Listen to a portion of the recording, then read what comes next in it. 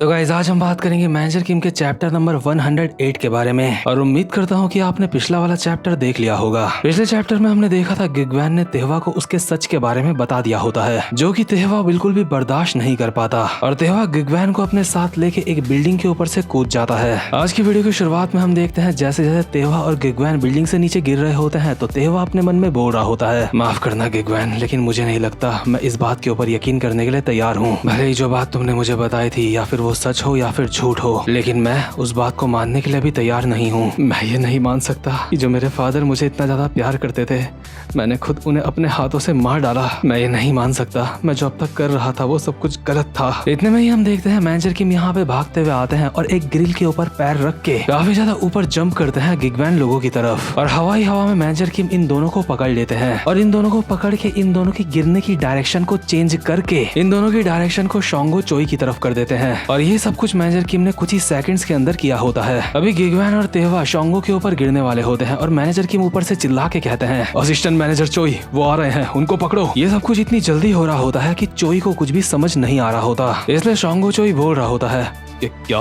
तुम मुझे बोल रहे हो? और इतने में ही तेहवा और गिगवैन शोंगो चोई से टकरा जाते हैं। यहाँ पे शोंगो चोई ने इन दोनों के लिए किसी तकिया का काम करा होता है जिस वजह से इन दोनों की जान बच जाती है। साथ ही साथ में हवा में मैनेजर किम ने भी उन दोनों की स्पीड थोड़ी सी कम कर दी थी। अभी शोंगो चोई जमीन में पड़ा चिल्ला रहा होता है, आह मेरे पैर, मेरे हाथ। और टॉम ली ऊपर बिल्डिंग से सब कुछ देख रहा होता है और कहता है, लगता है शोंगो आजकल काफी ज्यादा मेहनत कर रहा है, उसको बोनस देना चाहिए मुझे। लेकिन साथ ही साथ में मैनेजर किम, ये बंदा मुझे हमेशा इम्प्रेस करता रहता है। इसने अभी अभी एक नामुमकिन काम को बिल्कुल ऐसे करा है जैसे वो कुछ भी नहीं होगा। किम सीधा हवा में उछल के उन लोगों की तरफ गया और अपना पूरा का पूरा 100% दिया उसने। सच में ये बंदा काफी ज्यादा कमाल का है, मैं इस बंदे को कभी भी अपनी कंपनी छोड़ के जाने नहीं दूंगा। वहीं हम देखते हैं तेहवा और गिगवैन एक दूसरे के ऊपर गिरे हुए होते हैं और गिगवैन हांफते हुए तेहवा को बोल रहा होता है, तेहवा इस समय तुम कैसा महसूस कर रहे हो मैं ये अच्छी तरह से समझ सकता हूँ। मैं जानता हूँ मैंने तुम्हें जो कुछ भी बताया तुम उसके ऊपर यकीन नहीं करना चाहते, क्योंकि अपनी गलत फहमियों के चलते तुमने फादर से बहुत ज्यादा नफरत करी है। तुम जैसा भी महसूस कर रहे हो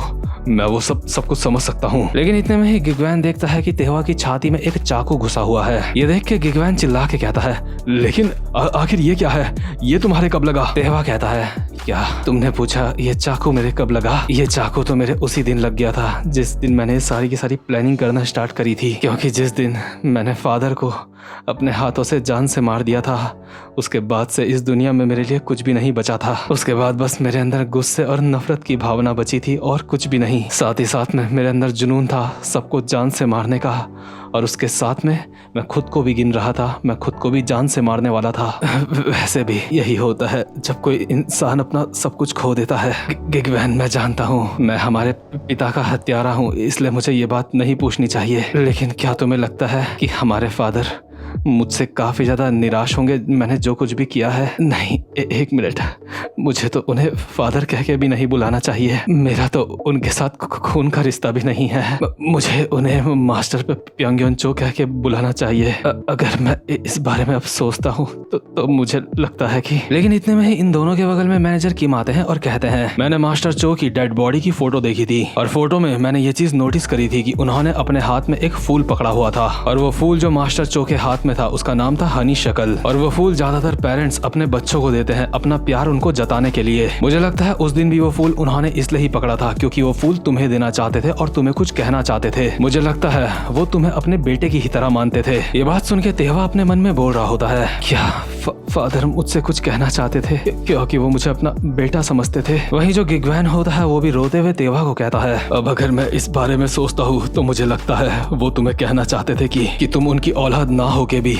वो तुम्हें अपना बेटा मानते हैं, वो तुम्हें अपनी फीलिंग्स बताना चाहते थे। गिगवैन तेहवा को गले लगा लेता है और कहता है, तेहवा इस बात से कोई भी फर्क नहीं पड़ता कि कोई क्या कहता है, लेकिन तुम उनके ही बेटे थे। तभी मैनेजर किम गिगवैन के कंधे में हाथ रखते हैं और मुंडी हिला के कहते हैं, वो अब नहीं रहा। तो खैर इस तरह से यहाँ पे तेहवा की मौत हो जाती है। तेहवा की मौत होते ही हमें पीछे से मैनेजर किम की वॉइस ओवर आती है, अपनी जिंदगी में लोग हमेशा गलतियां करते ही रहते हैं। उदाहरण के तौर पे जब उन्हें किसी अपने से नफरत हो जाती है तो उसको नुकसान पहुंचाने से वो पीछे नहीं हटते। और अफसोस की बात है आजकल के जमाने में ऐसी नफरत के शिकार ज्यादातर पेरेंट्स लोग होते हैं अपने बच्चों के। ये सच में एक बहुत ज्यादा दुख भरी बात है। और यार मैनेजर किम की ये बात आजकल के जमाने में बिल्कुल सच बात है, क्योंकि आए दिन न्यूज में खबर आती रहती है है कि किसी ने अपने बाप को मार दिया, किसी ने माँ को मार दिया, किसी ने कुछ कर दिया, किसी ने कुछ कर दिया। तो खैर इसके बाद सीन शिफ्ट होता है और हम देखते हैं मैनेजर किम प्योंगयन चो की फोटो के सामने खड़े होते हैं फूल लेके। मिंजी भी अभी मैनेजर किम के साथ होती है और वो प्योंगयन चो की फोटो देख के मैनेजर किम को कहती है, डैड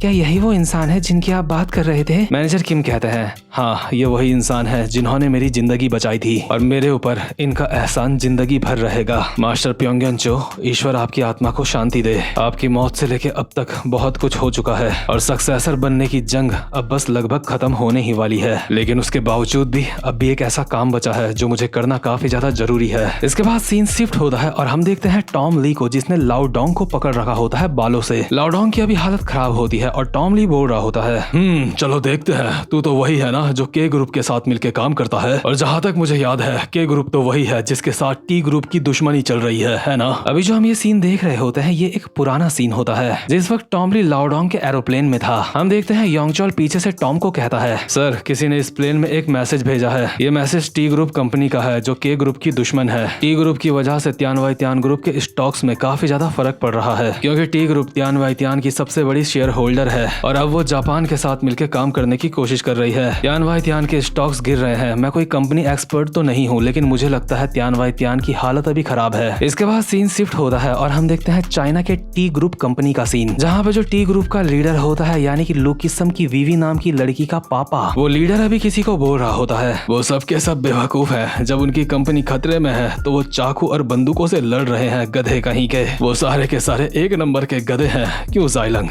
तुम मेरी बात से एग्री करते हो है ना? और इस वक्त इस बंदे के बगल में खड़ा होता है जाइलंग, जो कि हमें लुकिसम मानवा में काफी बार देखने को मिला है। वहीं दूसरे सीन में जो योंगचोल होता है टॉम ली को बोल रहा होता है, सर अगर त्यान त्यान कंपनी डूब गई तो इससे हमारा भी नुकसान होगा क्योंकि हमारा नाम गिगवैन चो के साथ जुड़ चुका है। मुझे लगता है अभी हमारे लिए सबसे बेस्ट यही होगा कि हमें गिगवैन चो को जान से मार देना चाहिए। गिगवैन चो को जान से मारने के बाद उसके बाद हम टी ग्रुप से बात करेंगे और टी ग्रुप वापस से शेयर होल्डर बन जाएगा त्यान ग्रुप का। देखो अगर हम ऐसा नहीं भी करते तो गिगवैन चो को वैसे भी काफी सारे लोग मारने के लिए ढूंढ रहे होंगे। गिगवैन की खबर पूरे के पूरे ब्लैक मार्केट में फैल चुकी है और उसको मारने के लिए काफी सारे लोग ढूंढ रहे हैं। मुझे लगता है टी ग्रुप को इस बात से कोई भी फर्क नहीं पड़ेगा कि अगर त्यान ग्रुप का कोई नया लीडर बन जाए। गिगवैन के सर पे भी काफी सारे पैसों का इनाम है, इसलिए हमें सबसे पहले गिगवैन को जान से मार के वो इनाम ले लेना चाहिए। टॉम थोड़ा सा सोचता है और एक स्माइल के साथ कहता है, योंगचोल मेरे दिमाग में अभी एक जबरदस्त आइडिया आया है, तो देखो मेरी बात सुनो, जो मैं बोलने वाला हूँ इससे हमारा काफी ज्यादा फायदा होगा। गिगवैन को जान से मार के और उसके सर पे जो इनाम है उसको लेके हमें इतना फायदा नहीं होगा जितना इस चीज से होगा जो मैं बता रहा हूँ। तो देखो सबसे पहले मुझे बताओ कि गिगवैन की रक्षा करने में हमारा कितना खर्चा आया होगा। योंगचोल कहता है, हम गिगवैन को स्विट्जरलैंड भेज रहे हैं और हमने उसकी एक नई पहचान भी बनाई है। साथ ही साथ में गिगवैन की वजह से हम ब्लैक मार्केट को भी फेस करेंगे, टी ग्रुप को भी फेस करेंगे, इसलिए इन सारी चीजों में हमारा काफी सारा पैसा खर्च हो जाएगा। अगर मैं कम से कम भी बोलूँ तो हमारे कई मिलियन डॉलर्स खर्च हो जाएंगे इन सारी चीजों में। लेकिन टॉम हरामी कहता है,